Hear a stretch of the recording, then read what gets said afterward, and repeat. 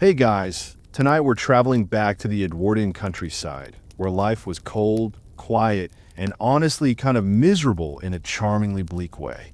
You're about to step into a world without central heating, indoor plumbing, or the blessed invention of fleece pajamas. Warning, you probably wouldn't survive this. Like at all. So, before you get comfortable, take a moment to like the video and subscribe, but only if you genuinely enjoy what I do here. And tell me in the comments, what time is it where you are right now? And where are you listening from? Now, dim the lights, maybe turn on a fan for that soft background hum, and let's ease into tonight's journey together.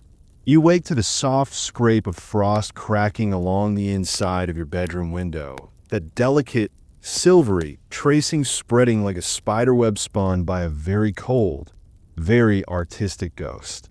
The glass is so fogged with your breath from the night that you briefly wonder if the window's even there anymore, or if the winter has simply annexed your room entirely.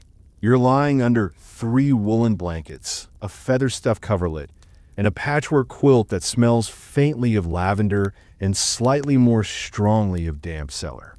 Even with all this weight, your nose is numb and your breath comes out in little white puffs, which is fun in theory and deeply concerning in practice. Somewhere outside, a rooster croaks out a half-hearted crow, like even he isn't sold on this whole morning business. It's not a proud, commanding cock-a-doodle-doo. No, it's more like a cock-a-please don't make me do this. You get the distinct impression he's judging you. Judging your choices, your lack of woolen underpants, your fragile modern bones. Still, the day won't start itself, and there's no such thing as a snooze button in Edwardian England. Not unless you count burying your head deeper into the straw-filled pillow, which, by the way, has done absolutely nothing for your neck. You roll over, slowly peeling back the covers with the same reluctance one might reserve for reading overdue tax notices. The cold slaps your face instantly. Not gently. Not like a whisper of winter air. No, this is a full-on slap from a ghost butler with an ice cube for a hand. Your breath catches as your bare foot touches the floor. The wood is so cold it might actually be metal in disguise. Your toes instinctively curl inward in protest, but you manage to shuffle toward the corner of the room, where a chipped ceramic basin sits beside a matching pitcher of water. You dip your fingers in, intending to splash your face awake like you've seen in old-timey movies. Unfortunately, the water is on the verge of freezing and the experience is less refreshing and more traumatizing. For a second, your soul tries to escape your body through your forehead. No luck, you're still here. Dressing is less of a task and more of a multi-step survival ritual. You start with linen underthings that haven't been truly dry since last July. Then wool stockings that scratch like they were knit by someone who hated your skin. A stiff petticoat, a flannel shirt, maybe a hand-me-down wool vest with suspicious stains and buttons that threaten to pop off if you so much as breathe too enthusiastically. You layer like your life depends on it, which, spoiler, it kind of does. Because this house doesn't have insulation. Not really. Just walls that creak and whisper and politely decline to block out the cold. The coal fire in the parlor died sometime in the night, and no one's had the energy or the matches to restart it yet. So each room is its own little ice kingdom, ruled by frost and general emotional detachment. Downstairs, the faint smell of last night's coal lingers in the air, a mix of soot, smolder, and despair. The kitchen hearth is dark, but you know someone will be in soon to coax it back to life with newspaper scraps and kindling and curses muttered under their breath. The house is quiet, muffled by both the thick frost on the windows and the general unspoken rule that no one speaks before tea, unless it's to say something tragic about the weather or how the neighbor's chicken died. Outside, you can just make out the world through frost-glazed panes. Snow clinging to fences, a pale sun trying to push through the clouds like a hungover lantern, and far off, a cluster of trees bending slightly under the weight of snow, as though even nature is just trying to get through the day without complaining. You wander into the hallway where your boots wait near the door, stiff and upright like soldiers standing guard. They're lined with hay. Yes, hay, to keep your toes from going completely numb. You wonder how long it'll be before the hay needs replacing, or if your toes will just evolve into something more frost-resistant over time. Historians still debate just how common it was for farmers to use hay as insulation in boots, or if it was just one of those desperate local hacks that got passed around like winter gossip. Either way, it's what you've got. You tug them on, wincing at how cold the leather is, and shuffle toward the back kitchen where the morning fire is finally being coaxed into existence. The stove crackles to life with a reluctant sigh, like it too is tired of all this. You hold your hands close to the growing flame, letting the faintest touch of warmth creep into your fingers. A kettle sits on top, rattling quietly, promising a cup of something hot, likely tea that's more brown than flavorful, served with milk that might technically be a little off. The house is still dim, lit mostly by gray dawn light bleeding through the frosted glass and the occasional oil lamp someone forgot to snuff. The ceiling creaks above you, announcing that someone else is finally awake, dragging their limbs through the same reluctant routine as you. The routine has been the same for generations. Wake up cold, dress colder, hope something is warm by lunch. There's a strangely comforting rhythm to it all. The silence, the soft clatter of tin kettles, the sound of your own footsteps echoing through the thin floorboards. You grab a slice of last night's bread. It's stiff and dry, but not quite a weapon, and gnaw on it while staring out the window. There's a cow in the distance staring directly at you, the kind of stare that suggests she knows exactly what kind of day you're about to have, and she's not jealous. She's probably warmer, too, with her thick hide and lack of rent. You chew slowly, letting the quiet settle in around you. In Edwardian England, this is peace, or something vaguely resembling it.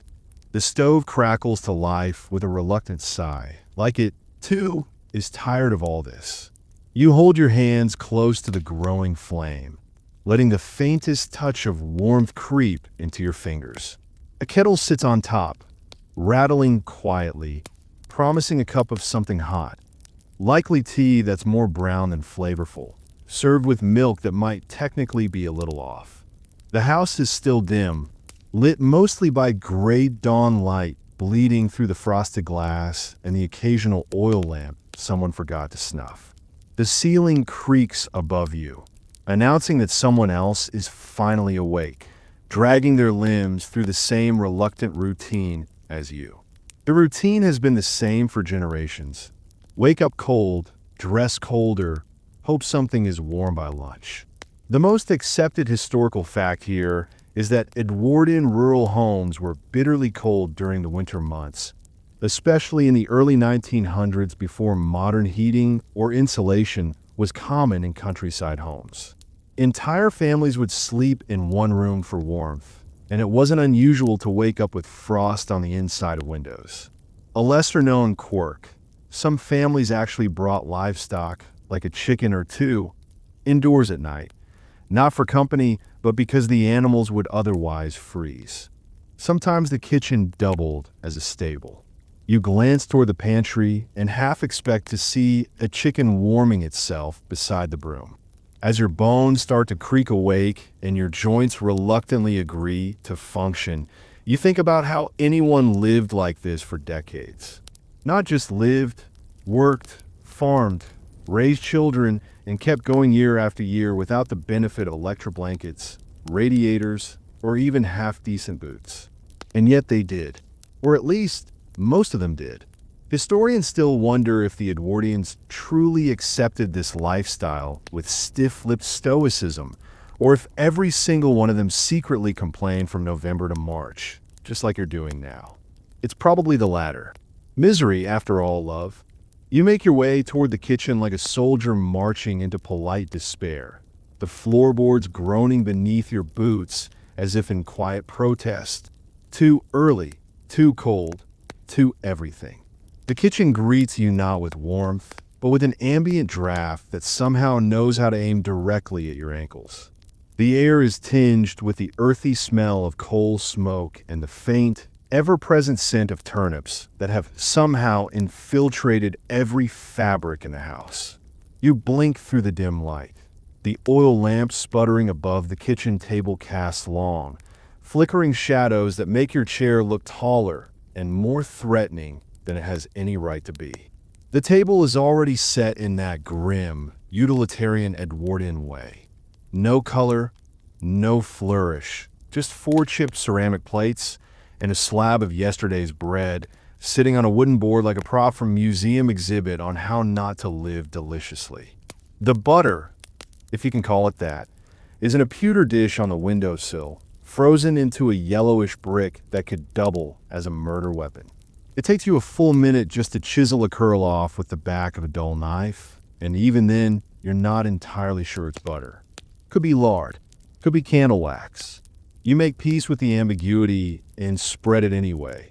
Though spread is a generous term.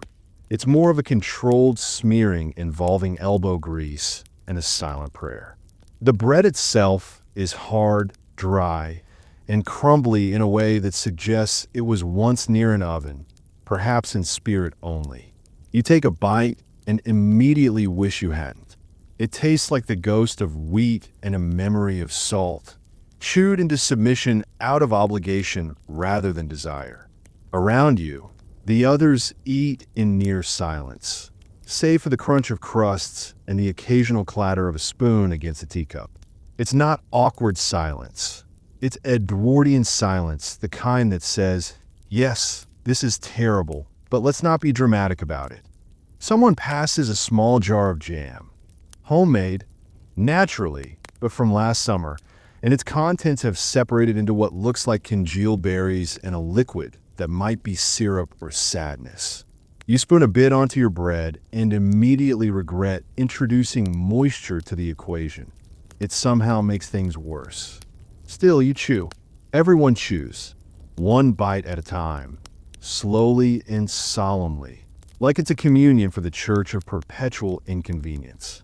The tea helps, at least. It's hot, if a bit metallic from the kettle, and you cradle the cup like it might give your hands permission to be warm again. It's strong, slightly bitter, probably oversteeped, but it's tea, and that's sacred. You try not to think too hard about the milk, which came from the cow that sneezed yesterday, and might be more of a yogurt situation today. The fire in the stove crackles weakly, trying its best, much like the family dog curled near it, looking simultaneously content and profoundly disappointed in all of you. You glance around the room, trying to read the expressions of your breakfast companions. Not for conversation, of course, but for validation that yes, this is as bad as it seems. Your father is inspecting the heel of his bread with the same look he gave the broken plow last week. Your mother is spreading jam with a butter knife that's clearly bent from years of abuse, while your youngest sibling is eating like a prisoner of war, eyes half closed, murmuring what might be a prayer or just a complaint whispered to the bread itself. No one talks. No one needs to. Everyone already knows. This is what breakfast looks like when winter has been going on too long and the pantry is down to its last, maybe, ingredients. You think about oatmeal, but the thought alone makes you sad. There was a time earlier in the season when porridge still felt like an act of care. Now it's just boiled beige. The tin of oats on the shelf is exactly enough for one more miserable meal, and you're all quietly pretending you don't see it. There's a shared understanding. Someone will eventually eat it, but it won't be today because no one wants to admit how close you're getting to the end of the shelf. You look up and catch your reflection in the fogged-up window. Hair stuck out at odd angles, eyes dull, steam curling from your teacup like a ghost sighing in slow motion. There's a pigeon out there on the ledge, feathers puff like it's trying to survive the season on pure indignation. You relate. Historical records confirm that many Edwardian rural families subsisted through winter on preserved foods. Hard breads, root vegetables, pickles, dried beans, and cured meats. none of which sound particularly festive when consumed 3 times a day for months. Breakfast wasn't so much a meal as it was an obligation, a slow march of calories designed to keep your organs functioning until lunch, if you were lucky. A lesser-known detail: some households rationed eggs with military-level discipline, assigning exact weekly amounts to each family member, often keeping meticulous ledgers in smudged ink by the stove. And while porridge was a staple, not all oats were created equal. The coarse pinhead variety was cheaper and chewer, earning it the nickname gravel porridge in some circles, which honestly feels accurate. As you chew your way through another bite of bread that might be older than your coat, you wonder aloud, though only in your head, how people didn't lose their minds. Historians still wonder that, too. Was the Edwardian breakfast truly embraced as a humble, hearty start to the day? Or did they, like you, just grit their teeth through the chewing and hope something more exciting happened by noon? You reach for another piece of bread and feel your soul sigh. This is what passes for a morning feast. Hard crust, frozen butter, silence, and a room full of people politely pretending they're not freezing or bored or both. And somehow, there's something quietly lovely about it all, in a melancholic, frostbitten sort of way. You leave the kitchen with your stomach half full of regret and half a slice of dry bread still lodged somewhere near your soul, only to be met again by the sharp, unforgiving chill of the hallway. A hallway that's somehow colder than the kitchen despite being 10 steps away and allegedly part of the same house. Your breath clouds instantly, curling up toward the rafters where a single cobweb trembles in the draft like even the spider has fled south. It's time to dress for the day. Not for fashion, not for flair, but for sheer, bitter, frostbitten survival. You make your way toward the side room where your clothes await, hung neatly on wooden pegs and already radiating the warmth of a snowman's handshake. You start with your underthings, a long linen shirt so thin it might actually be translucent in daylight, and drawers that require dexterity, patience, and a total abandonment of dignity to put on. Next comes the first layer of wool, what might generously be called stockings, though they fit more like itchy sausages on your legs. They reach just above the knees and stay there through sheer willpower and the occasional safety pin, which you apply cautiously, having once jabbed yourself in the thigh and screamed loud enough to startle the hens. Over the stockings go your garters, which are not, despite the romantic name, even slightly glamorous. They're basically tight bands of elasticized sadness.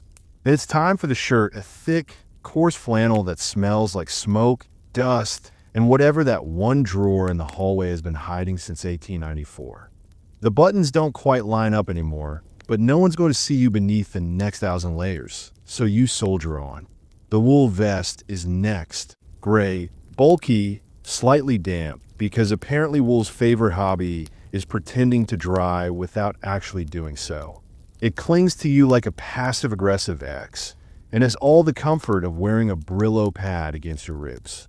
Still, it's warmish, so you thank it with a grunt and move on. Then comes the overshirt.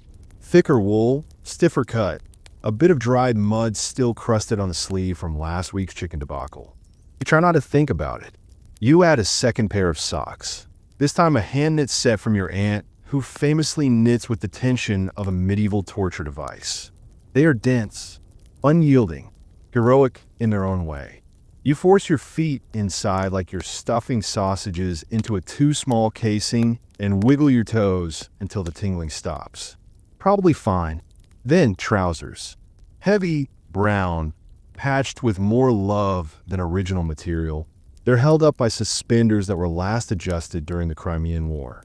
One of them creaks ominously when you stretch, but you decide to ignore it and just pray gravity doesn't get any ideas later. You contemplate your coat options.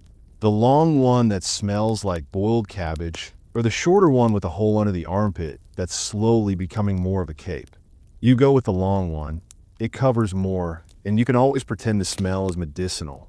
Then come the gloves, fingerless, frayed, and as useful as a napkin in a thunderstorm, but it's either that or frostbitten knuckles. You shove your hands in, mutter something unkind about Edwardian textile manufacturing, and reach for your scarf. It's actually more of a long rectangle of burlap pretending to be wool, but it gets the job done, provided the job is wrapping your neck in something that smells like mothballs and antique depression. Finally, the hat.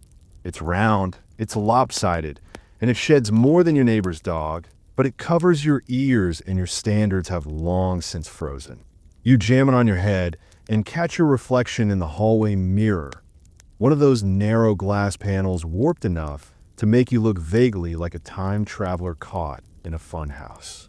You look layered, bulky, somewhere between a scarecrow and a fire hazard. You sigh, but you're warm, or at least you're not actively shivering, and that counts for something. It's easy to forget, sitting in your modern home with thermostats and fleece throws, just how many layers it used to take just to make it out the door without freezing solid by breakfast. In Edwardian times, especially in rural areas, the layering wasn't optional.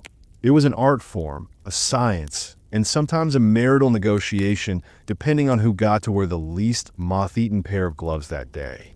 A widely accepted historical fact is that wool was the cornerstone of winter wardrobes. Not the soft merino kind, mind you, but the kind that came with stray hay fibers still clinging to the weave and a texture that could exfoliate your soul. Undergarments were worn in thick, long-sleeved, full-length sets often called combinations, and they were usually made of wool or flannel. And though many people imagine a sea of dull brown and gray, a lesser-known truth is that Edwardian farmers often used colorful knitted scarves or patterned kerchiefs as small, practical ways to brighten their outfits, and possibly to remind themselves that the world hadn't yet frozen into black and white despair.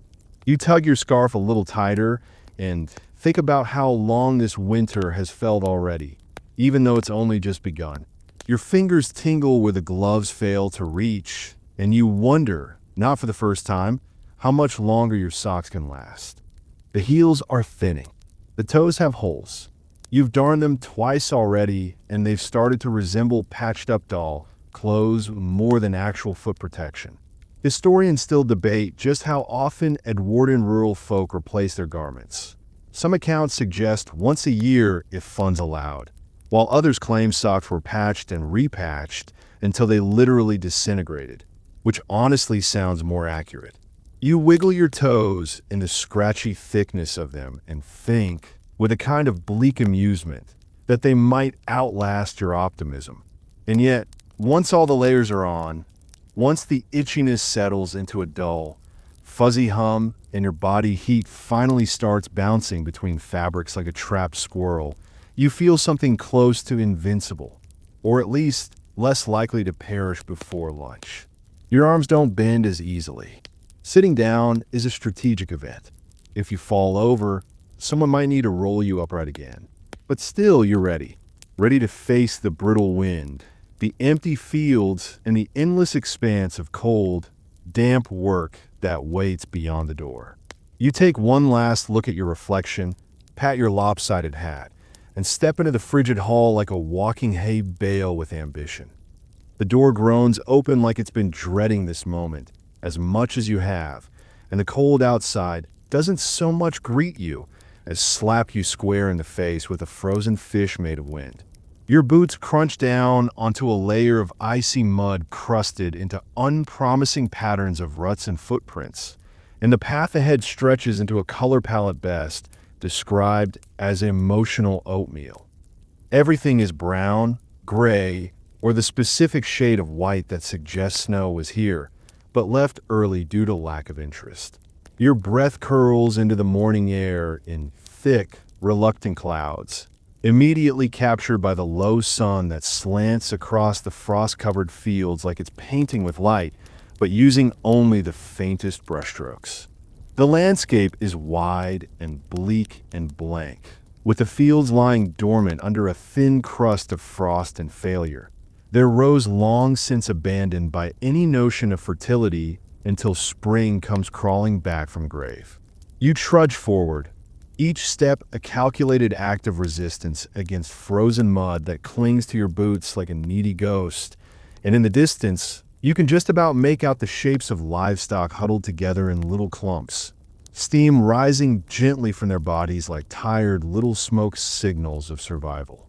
The wind cuts sideways across the land with that special rural gift for finding every gap in your clothing, whispering insults straight to your bone marrow. A sheep bleats lazily from somewhere off to your right, not out of urgency or fear, but more like, yeah, you again. You get the distinct feeling the animals have made peace with the futility of winter long before you even finished lacing your boots. The cows stare blankly from their enclosure, their breath forming great, billowing clouds as they chew slowly and give you a look that says, "Welcome to the void."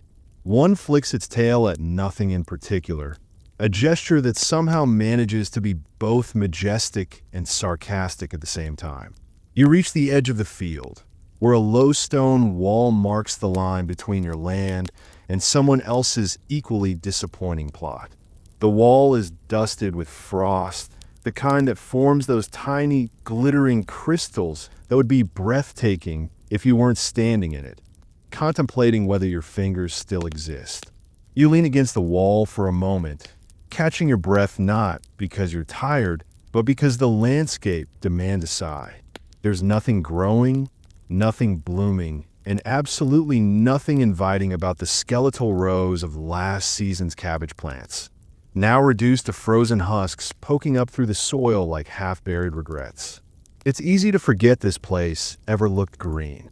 You walk on, past the root cellar, its door warped from years of damp, and the woodpile, which is significantly smaller than it should be thanks to that mild autumn that lured everyone into a false sense of preparedness. There's a rhythmic clunk to your boots now, the kind that suggests snow might be arriving soon, as the cold starts to bite with intention. The fields stretch on in quiet defiance of color, and you spot a flock of crows huddled in a tree like disgruntled undertakers holding a meeting.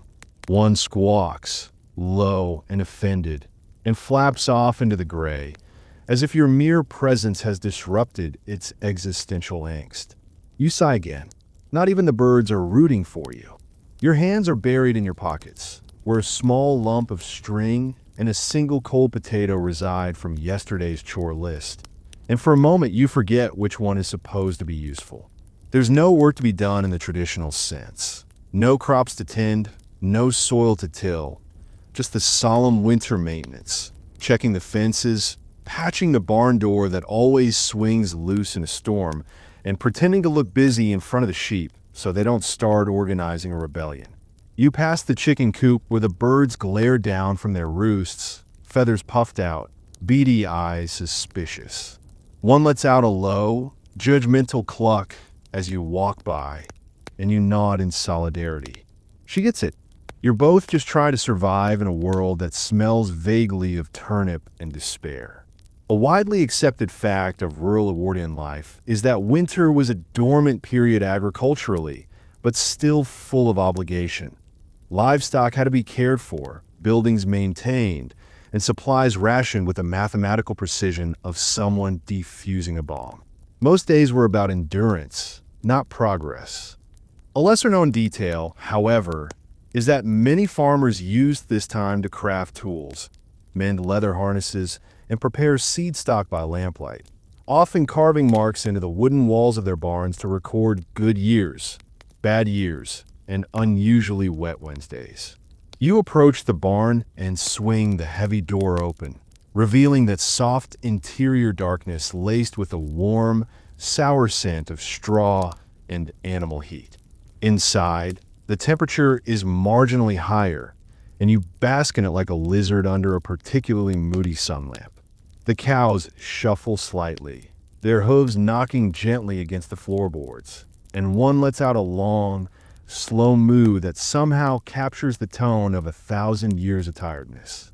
You begin the morning routine, tossing feed into troughs, scraping out old hay, muttering quietly to yourself as you work. Outside, the wind howls past the open door, but in here, it's just you and the beasts, unified in shared exasperation at the climate, the month, and possibly the monarchy. A cat slinks past your leg. No one owns it, and yet it seems to judge you like a landlord. It leaps onto a beam and disappears into the rafters, possibly to file a report on your attitude. You finish the chores, your fingers tingling with that sharp, burning kind of cold that comes just before they decide to give up altogether and step back outside into the great gray sprawl of the field. The sky is a sheet of pale wool overhead, and you swear you can hear the silence itself. It's thick and solemn, broken only by the occasional distant bark or the creak of a branch bending under frost. There's something oddly beautiful in the bleakness, a kind of soft stillness that makes your thoughts echo louder than you expect. You wonder, as you stand in the middle of a barren landscape that feels like it's been on pause since November, how people made it through without going a little mad. Historians still wonder that too, whether rural folk truly embrace the quiet dignity of winter labor or whether they occasionally screamed into empty fields just to hear something scream back. You tug your scarf tighter, check the sky for snow again, and begin the slow walk back toward the house, each footstep crunching through the frost like a declaration that yes, you're still here, still walking, still wrapped in 8 layers of itchy wool and stubbornness. And maybe that's enough for now. The barn door groans on its hinges like it's been woken from a long, miserable nap. And as you step back into that dim, hay-scented cathedral of rural obligation, you're hit by the instant realization that yes, once again, the cows are living better than you. Inside, it's warmer. Not by much, but enough to fog your glasses if you had any, and certainly enough to soften the frostbite that's been working its way into your fingertips all morning. You can feel the shift in temperature hit your cheeks and nose like a whisper of compassion from the universe, or at the very least, a mild break from its constant passive aggression. The cows, for their part, are unimpressed. They don't so much greet you as acknowledge you. Barely, like overfed aristocrats tolerating the presence of the help. Their breath puffs into the air in gentle clouds as they chew thoughtfully, blinking slowly, comfortably nested in the golden pile of straw that now seems suspiciously luxurious compared to your own bedding situation. One gives a low, sleepy grunt that sounds exactly like a tired sigh, which you take personally. They look warm, too warm. Their hides, thick and gently steaming, holding a heat that's clearly superior to whatever 17 layers of wool you're currently swaddled in. You can feel in the air. This barn is holding warmth like a secret. You pause for a moment, hands on your hips, gazing at the contented bovine faces staring back at you with the heavy-lidded look of creatures that know their winter is mostly about eating and digesting. No boots to lace, no frozen water jugs to hammer open, no existential dread about the state of the root cellar. Just hay, cud, warmth, and occasional back scratches when someone remembers. You fetch the hay fork, hands already stiff with cold, and begin the monotonous choreography of feeding, lifting, tossing, leveling, all in rhythm with the creaks of the old wooden floor and the quiet snuffling of grateful but unexpressive mouths. The hay is dry and scratchy, clinging to your sleeves, sneaking into the folds of your scarf, and embedding itself into the deepest corners of your thermal identity. Every toss raises a tiny cloud of dust and hay seeds that settle into your lungs like you're being slowly embalmed in agricultural residue. It is, without exaggeration, your least favorite seasoning. The cows don't thank you. They simply converge, wide-eyed and patient, munching with that blank intensity that suggests deep, meditative judgment. One chews so slowly, so methodically, you're convinced she's thinking about your posture. Another snorts loudly after you accidentally spill half a forkful too close to her flank, and you can't help but feel the sting of social critique. You mutter an apology that no one hears and soldier on. The milking comes next. And if you've never knelt beside a cow on a frozen morning with your hands wrapped around something both warm and alarmingly organic, you haven't truly questioned the direction of your life. The metal pail clinks with each rhythmic squeeze, the milk warm and alive in contrast to your rapidly numbing fingers. You develop a kind of half prayer, half meditative chant as you work, something between "please don't kick me" and "I'm not a morning person." The cow remains still, her large eyes staring ahead like she's transcended the moment and is now reliving a better day, probably last week, when the farmer's son brought her an extra scoop of barley mash and scratched behind her ears like he meant it. A widely accepted fact: in Edwardian rural life, livestock, particularly dairy cows, were among the most precious assets on a farm, often fed and tended before the family even considered their own meals. The cows provided milk, butter, cream, and, eventually, meat if desperation made a cruel enough argument. Their health was paramount. Their comfort, curiously, often more respected than the humans, which becomes increasingly clear as you shuffle from one stall to the next, hand aching, back twinging, and not a single soul offering you breakfast in return. A lesser-known detail: some Edwardian farmers, especially those with a superstitious streak or a tendency to anthropomorphize out of loneliness, would talk to their cows regularly, not just muttered instructions, but full-on conversational updates about the household, weather, and town gossip. It was believed that cows milked better when they were spoken to kindly and often. You test this theory halfway through the second stall, murmuring about the cracked window upstairs and how you suspect someone's been secretly opening the parlor fire flue at night. The cow blinks, shifts her weight, and lets out a long, wet breath that smells like fermented grass and mild disapproval. Not exactly a riveting dialogue, but it passes the time. Outside, the wind howls against the barn like a bitter X, throwing little handfuls of snow at the roof and rattling the loose slats near the top beam. But in here, it's almost cozy. Warm bodies, rhythmic sounds, soft light filtering through the dusty windows. It's not peace exactly, but it's a step in that direction.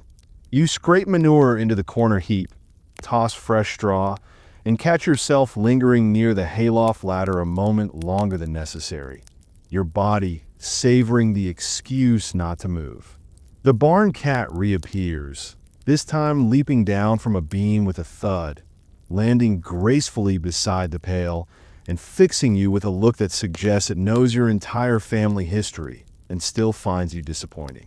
It meows once, offended by your lack of offerings, and stalks off toward the feed bags. You consider calling after it, but honestly, you've got enough judgment coming from the cows. You hang the bucket up, wipe your hands on a rag that probably used to be something else, and head toward the barn door, your limbs heavy with the sluggishness that comes from waking up too early, working too hard, and knowing that your own breakfast is still a good 30 minutes and one cold kitchen away.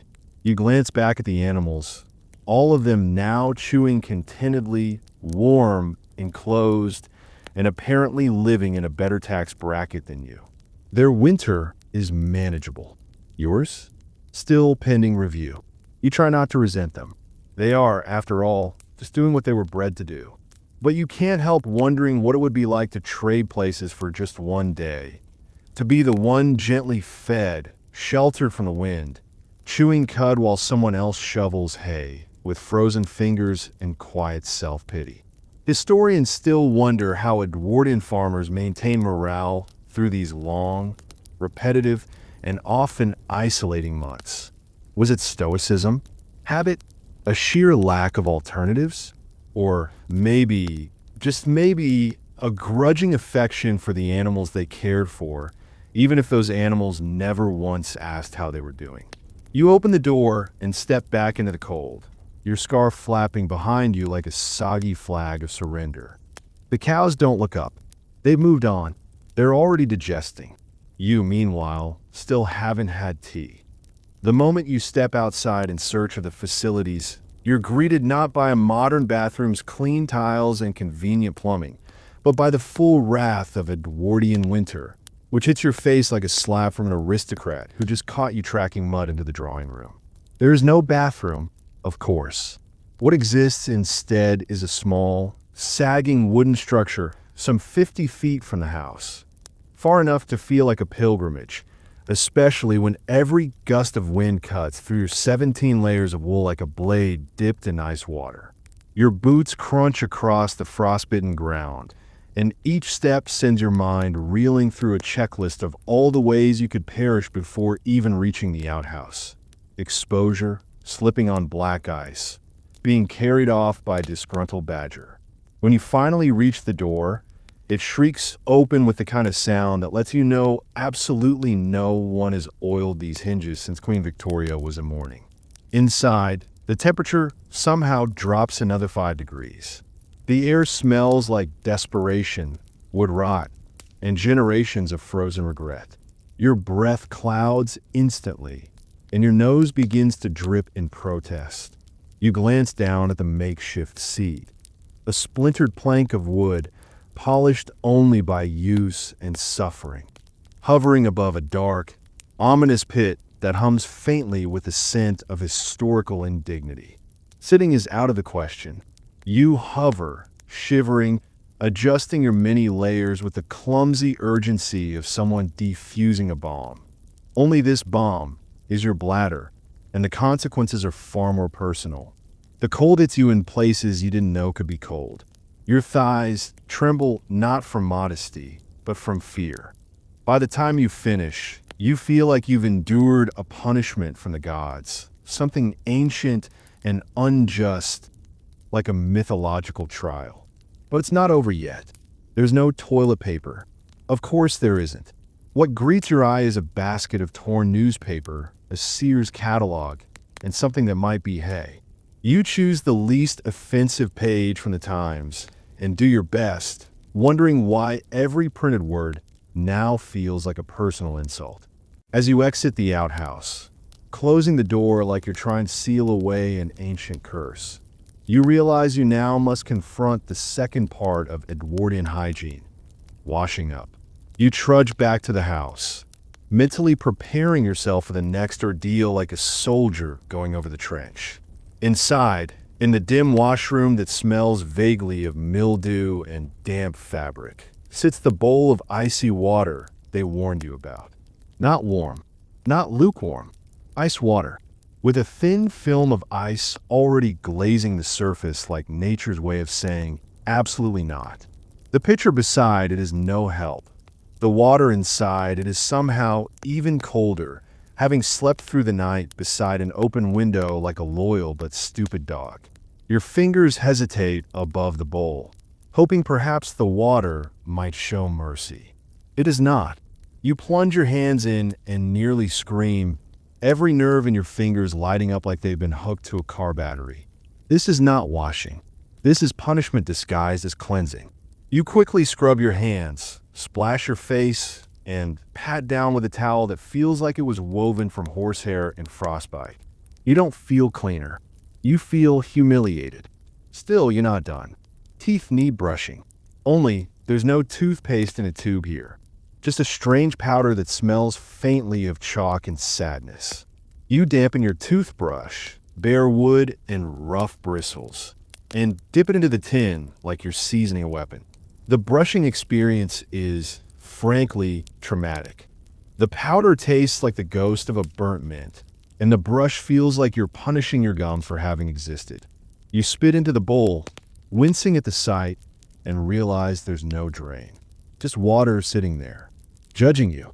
You carry the bowl to the back door, toss the contents into the yard like it's some sacred rite, and watch the water steam slightly on the frozen ground before seeping into the dirt with the rest of your dignity. Bathing is not an option today, or tomorrow, or probably this week. Full body washing in Edwardian winter was more like a monthly event unless you were lucky enough to be ill, in which case people might bring you hot water out of pity. The tin bath, usually kept hanging on a hook in the kitchen or tucked away in a shed, would be dragged out and filled with heated water, if you had fuel, if the pipes weren't frozen, and if no one else got to it first. But heating water meant stoking the fire, boiling kettle after kettle, and praying the bathwater didn't cool before you even stepped in. And unless you were first in line, you'd be soaking in what was essentially a family broth. Hygiene was a privilege, not a right.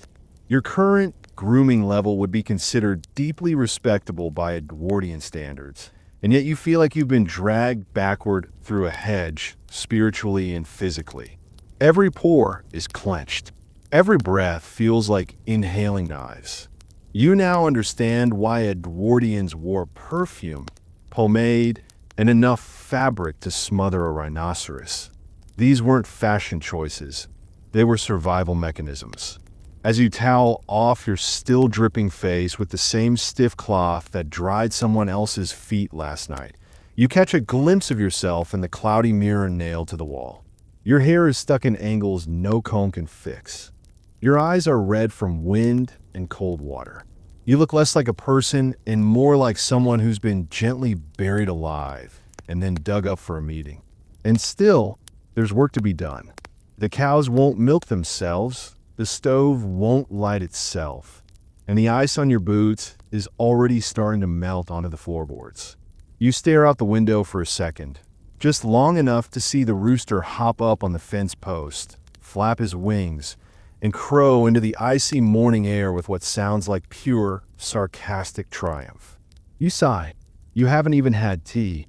No one in Edwardian England would bat an eye at this morning's ordeal. It was expected, endured, and rarely discussed. Cleanliness might have been next to godliness, but in winter, it was more like next to impossible. You understand now why so many portraits from this era feature people with solemn, pained expressions. They weren't sad, they were just clean, and it cost them everything to be by the time the brittle hour of midday creeps around. If you can even call it that under the overcast, sunless sky that seems to have abandoned the Edwardian countryside in favor of warmer, more modern times. You find yourself trudging back toward the farmhouse, stiff and half numb. Your finger's a testament to just how little blood the human body is willing to circulate when temperatures plummet below reasonable existence. You step inside, where the heat from the tiny coal fire feels less like warmth and more like a suggestion, and your nose is immediately assaulted by the heavy, unmistakable scent of something being boiled within an inch of its life. It's lunch, or at least a desperate approximation of one. Boiled potatoes so gray they could be mistaken for wartime gravel. Cabbage that's more water than leaf and weeps a pale green fluid across the plate, and hunks of bread that could be legally classified as weapons in several countries.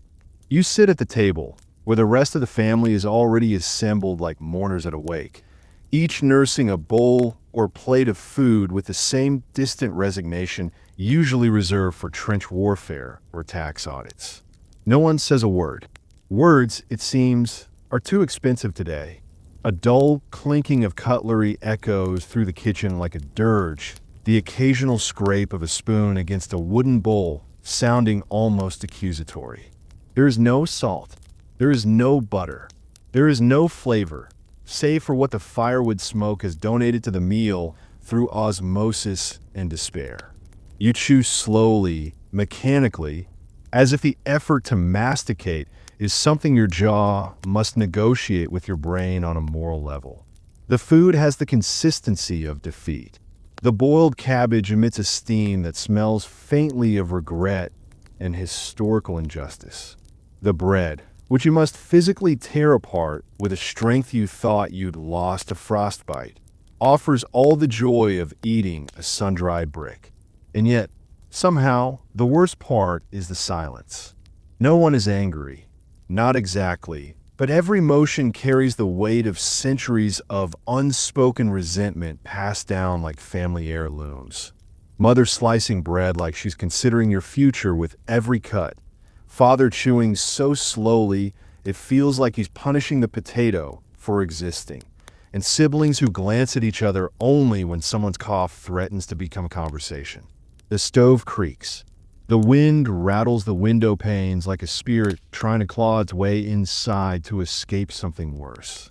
You, meanwhile, are stuck in an awkward purgatory between pretending to enjoy your meal and wondering if anyone else has noticed that the cabbage may have been reused from last week's dinner, now reheated and punished again in boiling water until it's more memory than vegetable. Occasionally, someone dares to speak, a muttered question about the woodpile, a grunt of agreement about how the dog is useless, a long sigh that might mean anything or nothing. It's like every syllable is drawn from a communal bank account of emotional energy, and no one wants to be the one to bankrupt it. There's no eye contact. Eye contact implies an opening for conversation, and conversation means vulnerability.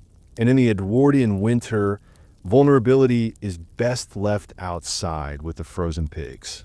You try to focus on your food, even though your teeth ache from the cold, and your tongue is actively rejecting the taste of the thin broth that was ladled into your bowl like some kind of joke play by a cruel and underfunded deity.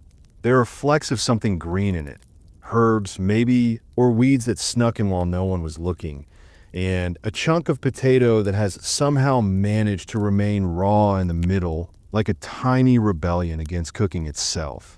Across the table, someone sniffles. No one reacts. A few spoons clink in unison, and the sound becomes almost hypnotic, as if the family has developed an unconscious rhythm to fill the void where conversation used to live. The only truly animated member of the household is the cat, who leaps onto the windowsill to stare mournfully outside, tail flicking in judgment at the lot of you. You envy it. It gets scraps and doesn't have to pretend they're anything but scraps. The grandfather clock ticks with the authority of a judge handing down a sentence. You stare at your plate and wonder, not for the first time, how your life has come to this. Surrounded by people you can't talk to, eating food you can't taste, in a house that seems to grow colder by the minute despite the fire that's supposed to be heating the room.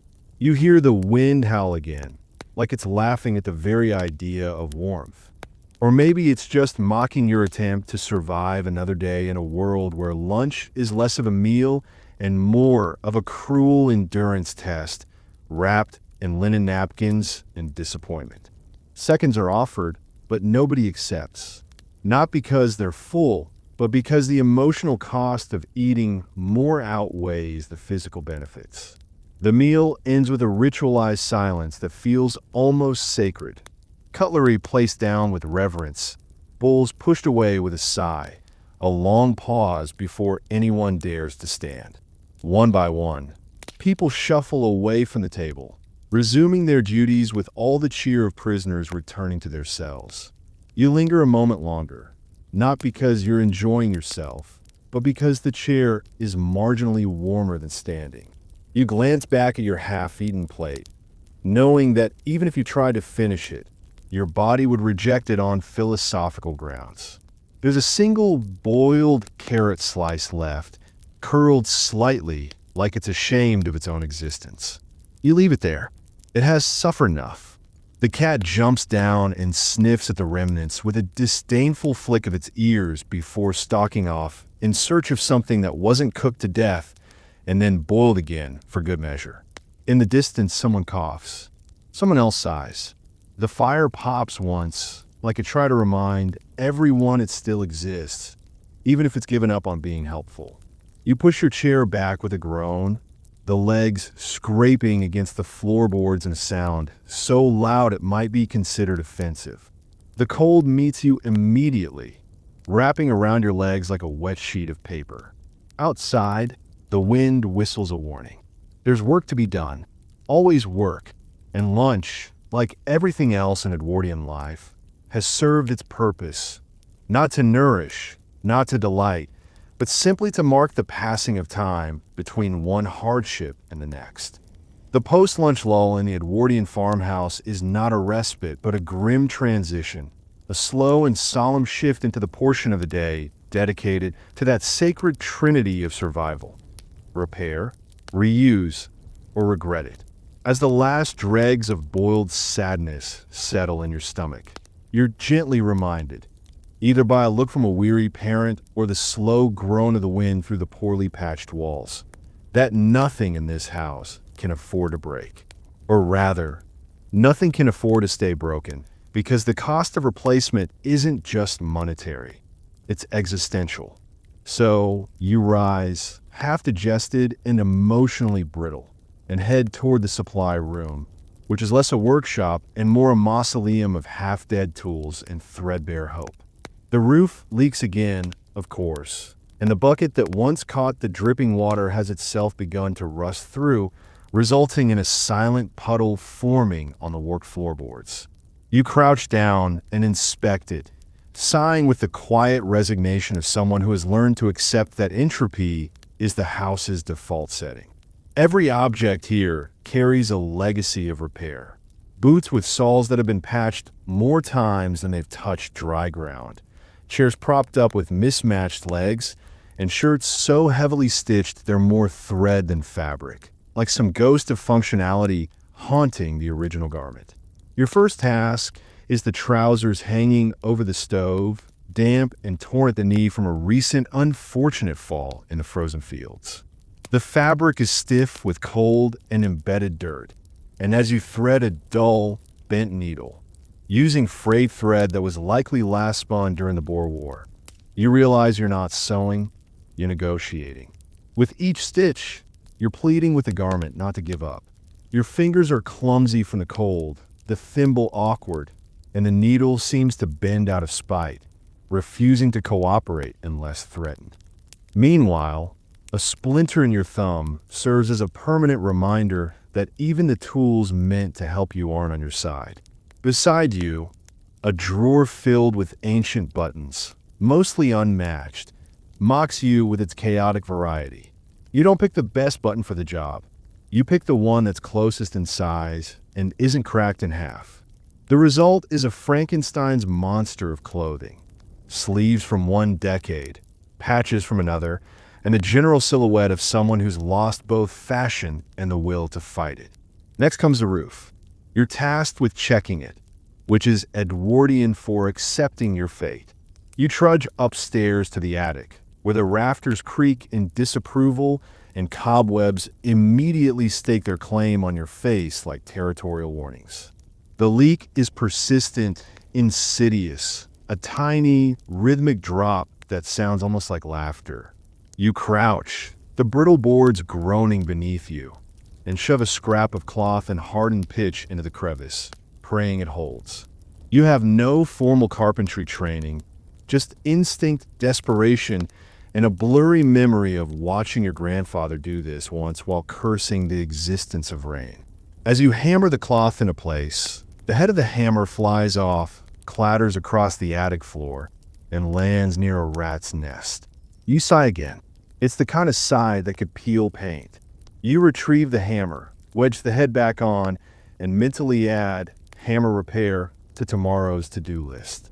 Downstairs, the firewood basket has a broken handle. Again, you fix it with wire and tape made from old book bindings, using knots that would terrify any sailor and, frankly, should be considered crimes against geometry. Then it's back to the sewing, because now your sister's scarf has unraveled from one end and, if not repaired, might transform into a woolen death trap during her next outing. You unravel the damaged portion, trying to find a salvageable length, your breath puffing in clouds, even indoors.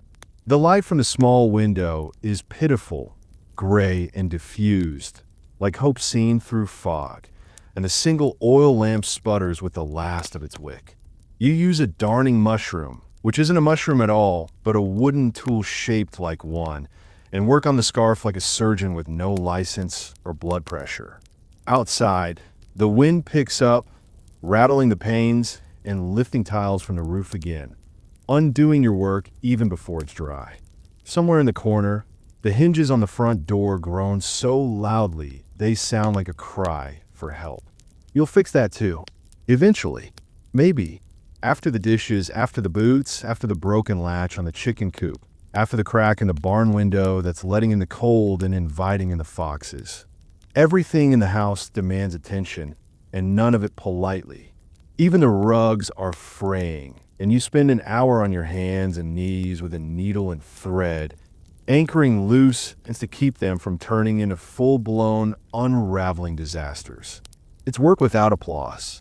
No one notices when you save a sock from disintegration, but they'll certainly comment when a toe pokes through during church. You pause only to warm your hands near the fire, which has been dwindling since morning. The coal bin is half empty, but refilling it means another trip to the icy shed with a rusted shovel and a short temper. You go anyway. The cold hits your face like an accusation. By the time you return, your breath is a foggy trail behind you, and the skin on your knuckles is cracked and bloodied, split by the dry air and the constant abrasion of handling wood, stone, and metal. You wrap them in cloth, cleanish, at least, and keep working. The notion of free time is laughable here. If you're not fixing something, you're preparing to fix something else. And if you're not doing that, you're falling behind.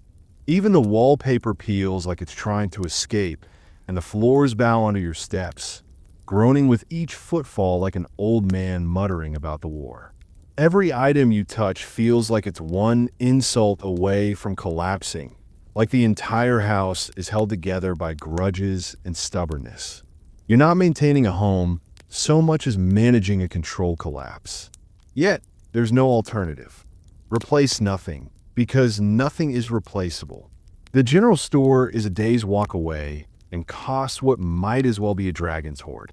And even then, they don't stock the things you need, like peace, rest, or modern plumbing. So you sew, nail, mend, glue, bind, reinforce, restitch, patch, and tape your world together one frayed corner at a time. The process is never finished. Every repair begets another. Every fix reveals a new flaw. You are both caretaker and prisoner, bonded to this living relic that creaks and sighs and demands your time like a jealous god. As night creeps in, the light dims further. You squint over your work, needle between your teeth, hands aching, eyes dry. Someone calls you for supper, more boiled sadness, but you don't move just yet. There's still a rip in your coat sleeve, and if you don't fix it tonight, tomorrow's cold will find it. So you stay seated, thread the needle one more time, and press forward, because in this house, every stitch is a battle against decay, and the only reward is that for one more day, the seams hold to be why the time the pale, sickly sun begins its retreat. Around what the clock stubbornly claims is tea time, but feels more like dusk, you shuffle into the sitting room. Bones aching from the afternoon's endless string of repairs and the psychic weight of a world held together by unraveling threads. The air inside is cold enough to see your breath, yet warmer than the brittle frost creeping up the windows outside. The sitting room is a curious beast, at once a refuge from labor and a stage for performance, where each person takes their place not merely to rest, but to participate in the great Edwardian rituals of awkward civility, wordless judgment, and tales that toe the line between tradition and trauma. The fire is meager, fed with the smallest logs to make the coal last another day, and everyone is crowded too close, knees nearly touching, eyes casting downward.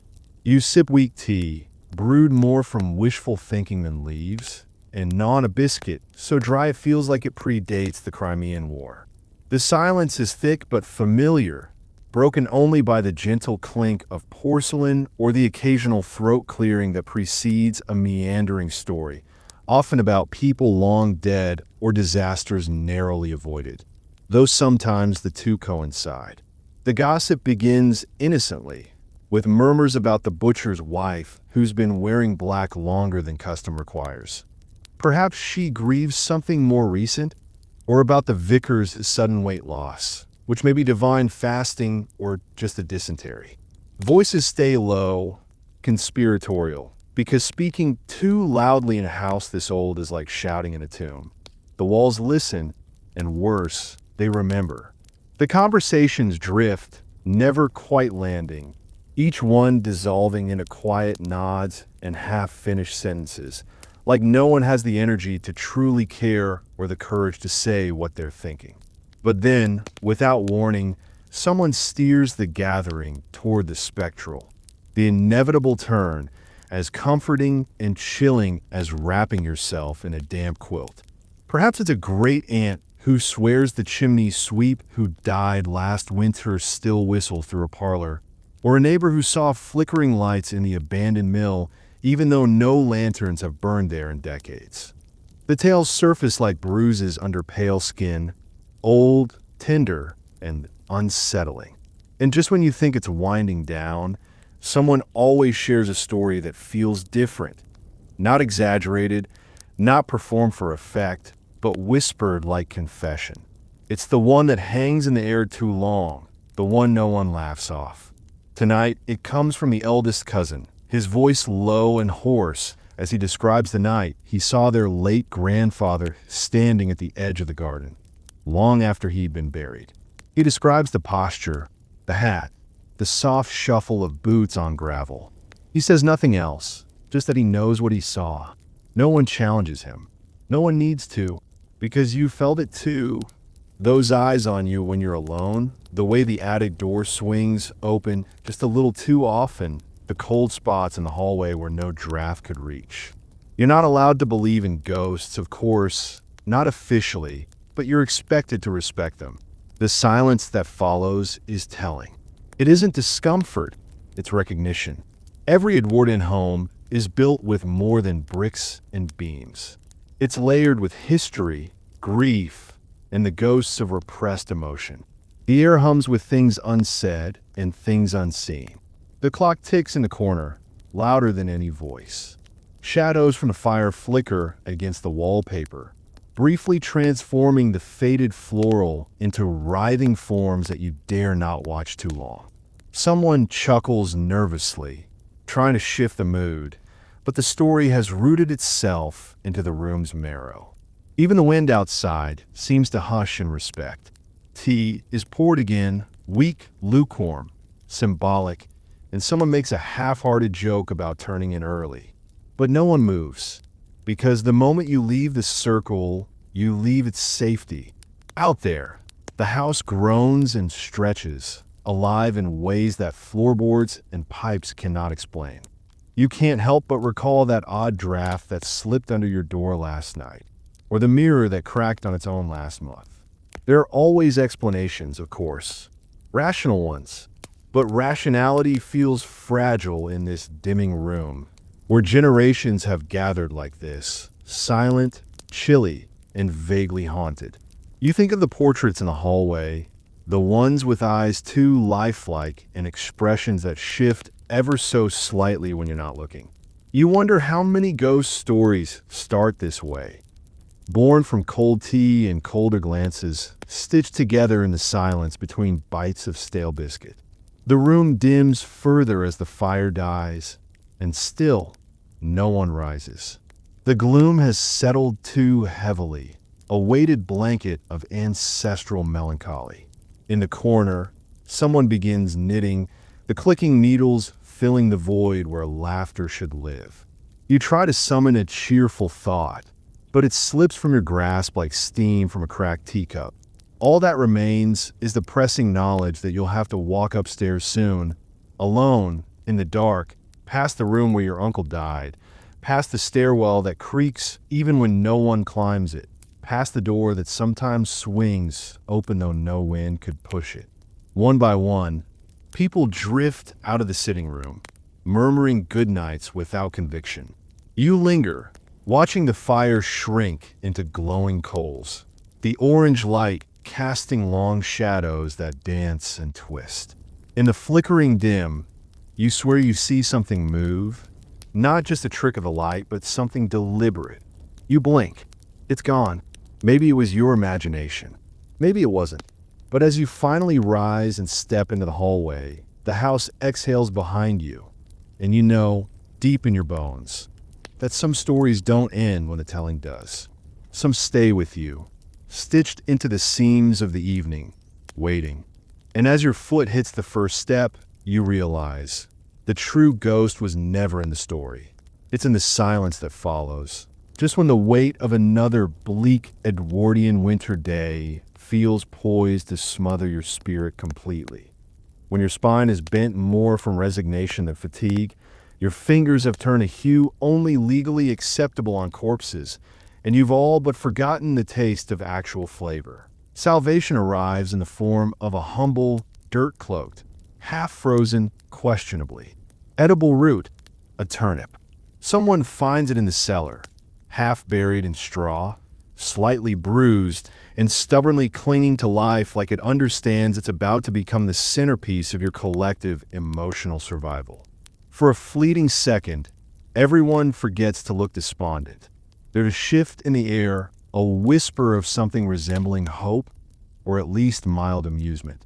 The turnip is held aloft like an offering to forgotten gods, its gnarled, bulbous shape catching the dim lamplight like a sacred artifact. And in this house where meals are usually a punishment and smiles a suspicious luxury, the sight of this lumpy vegetable ignites something close to joy. You don't laugh, not exactly. It's more of a short exhale through the nose, but it's the loudest show of emotion anyone's dared all week. The discovery sparks activity.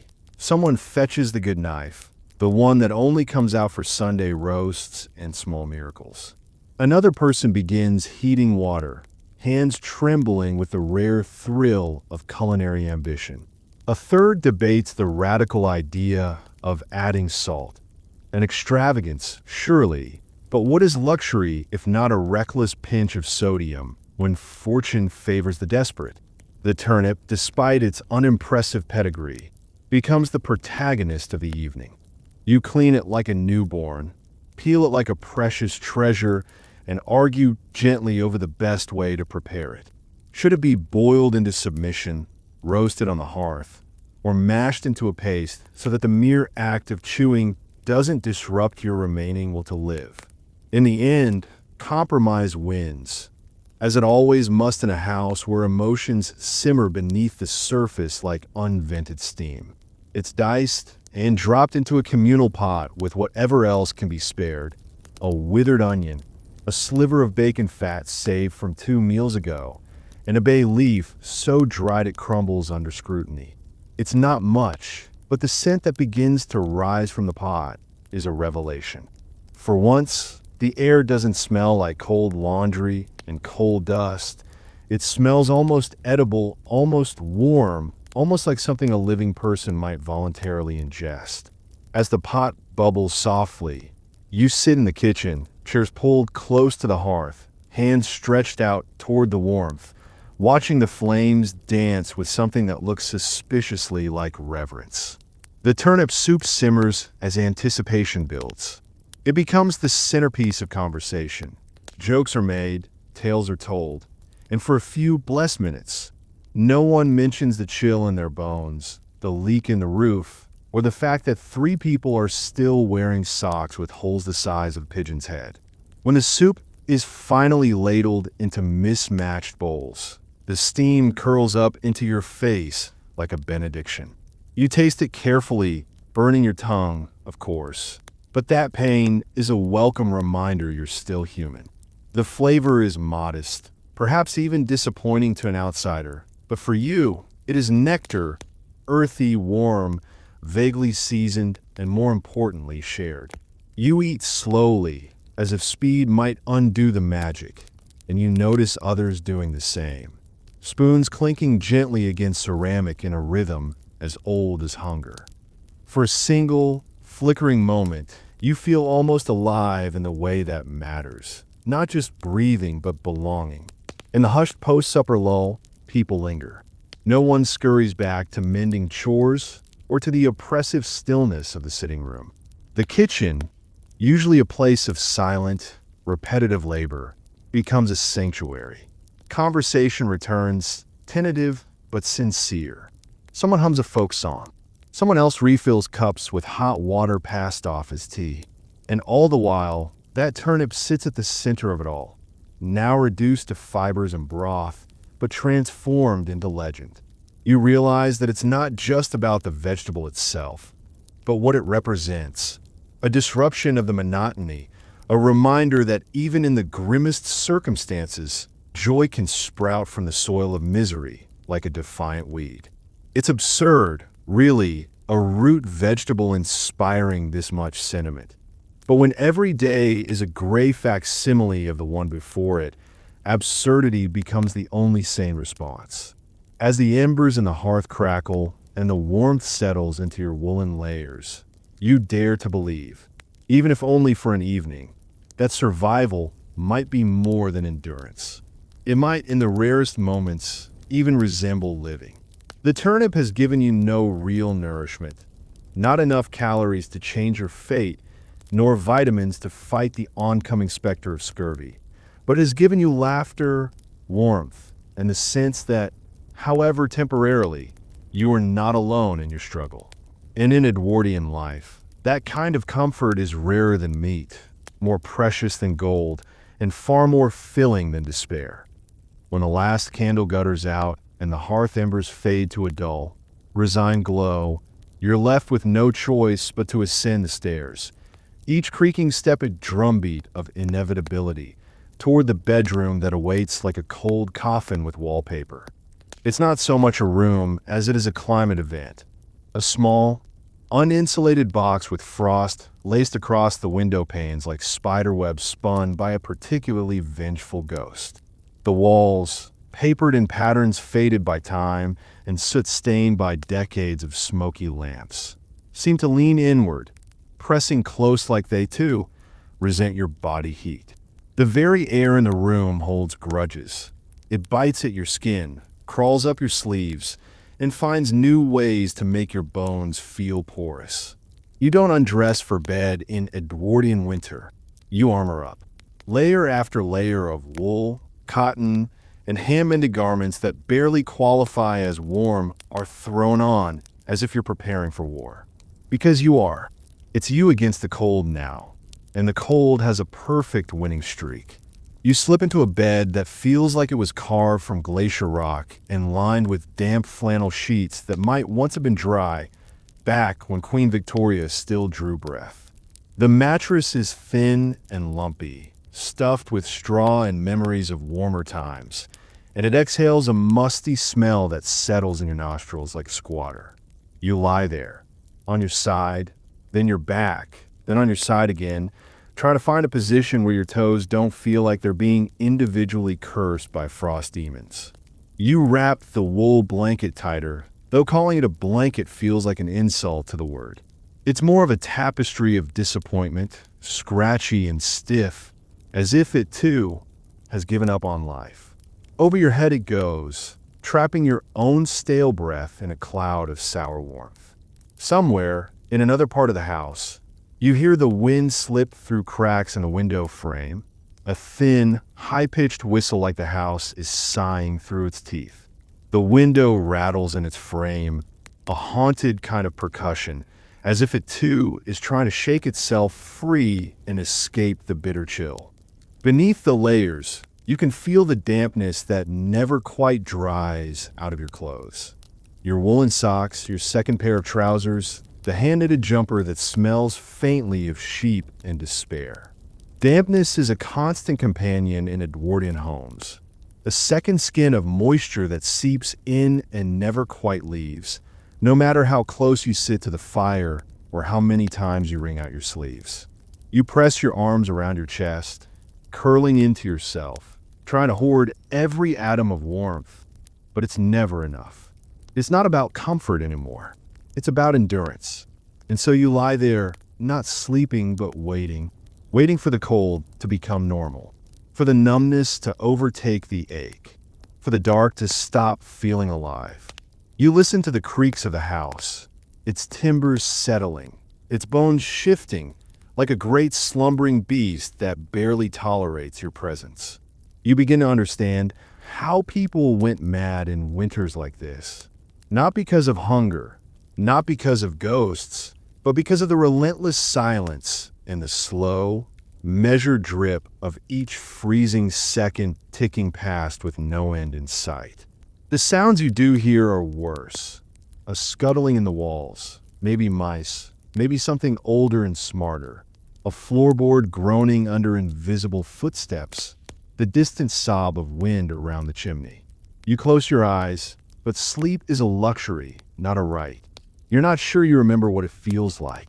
Instead, you lie in a strange purgatory of half-consciousness.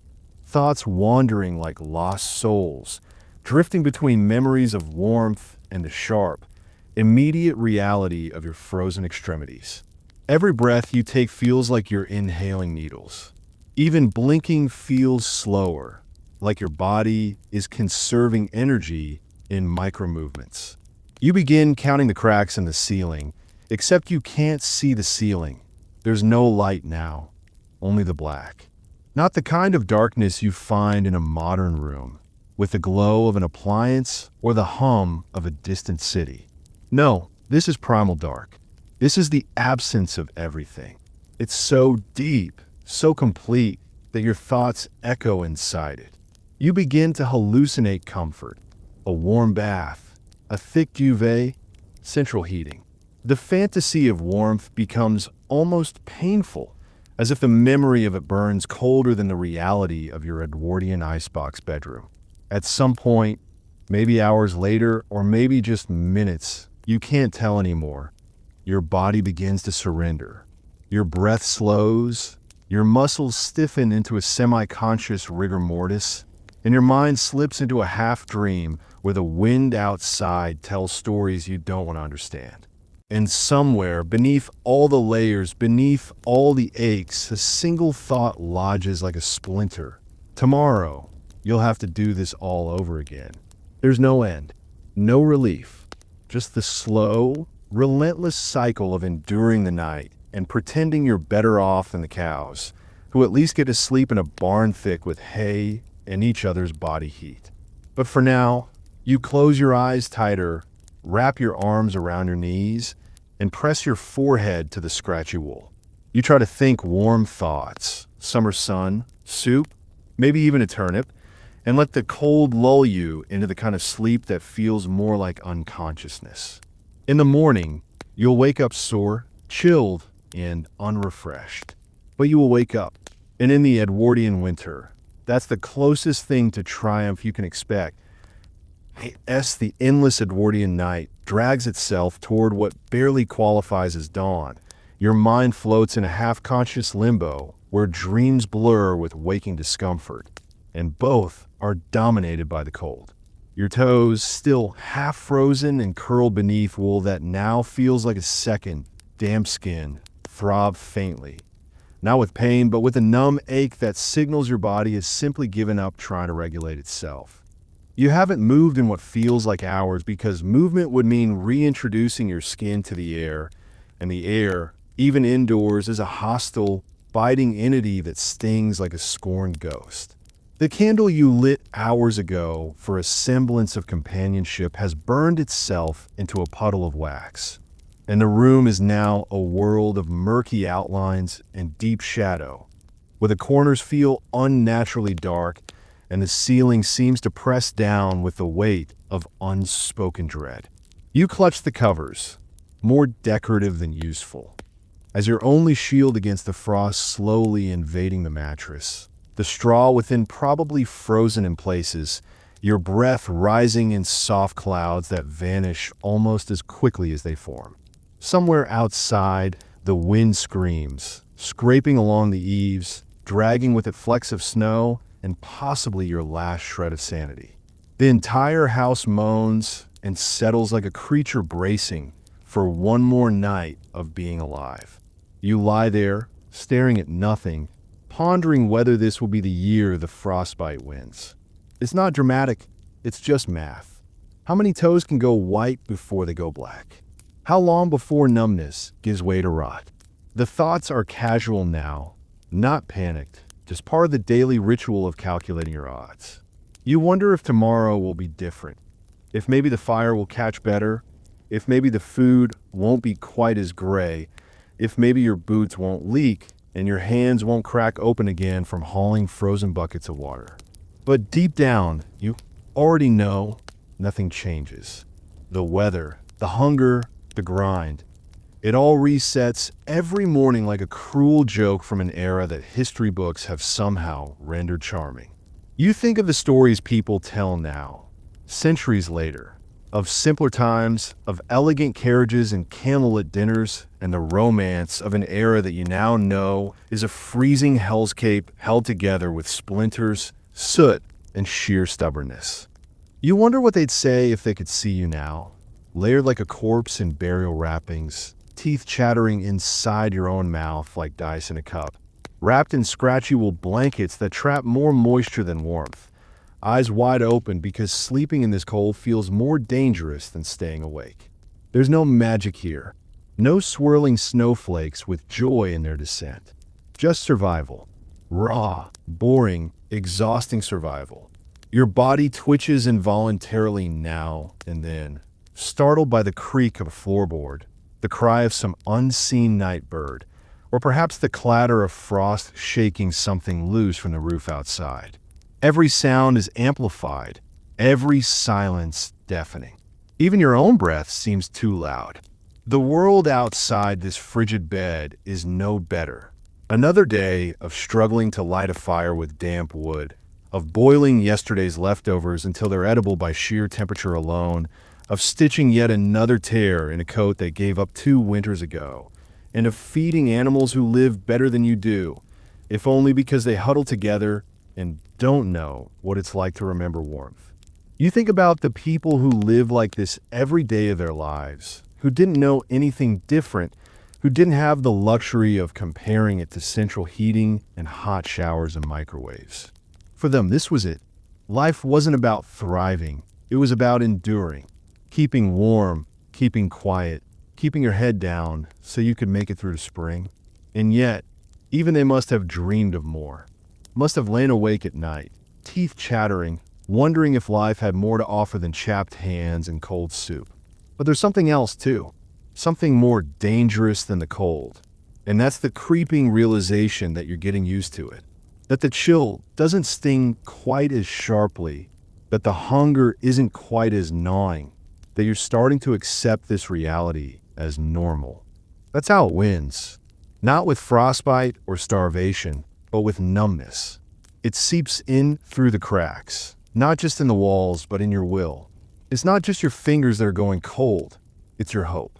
And yet, as your eyes finally begin to close, the flickering shadows behind your lids mixing with the darkness of the room, you feel the barest flicker of something else. Not hope, exactly, but defiance. A tiny ember, like the one buried deep in the hearth ashes downstairs, waiting to be coaxed back to life. Because you've made it through another day, another brutal, thankless, soul-sucking day.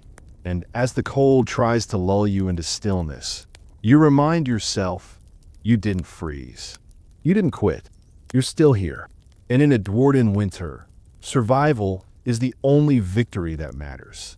Tomorrow will be just as cruel, just as gray, just as unforgiving, but you will rise anyway. Wrap yourself in wool, stumble down to the dead fire, slap your hands together for warmth that doesn't come, and do it all over again. Not because it gets easier, not because it's worth it, but because somewhere buried beneath the misery is the stubborn, irrational, quietly burning truth that you refuse to be defeated by a house with no plumbing and a climate that actively hates you. And with that one ridiculous thought keeping your mind from going numb, you finally drift into the shallowest sleep imaginable, dreamless, cold, and unsatisfying, but sleep nonetheless. Another day survived, barely, and as the final embers of the day fade into memory, you're left with nothing but the silence, thick, absolute, and unkind. The kind of silence that doesn't soothe but suffocates. It wraps around you like the chill in your bones, reminding you that tomorrow isn't promised, it's demanded. Another round of struggle. Another day of gray skies and harder choices. You lie still, suspended in the pause between misery and more of it. And for a fleeting moment, You wonder why anyone would ever long for this past. There's no romance here, no sepia-tone nostalgia, just survival, breath by breath, hour by freezing hour. And if you're lucky, when a morning comes, the frost on the inside of your window won't be the only thing left standing. Welcome to history, brutal, honest, and colder than you ever imagined.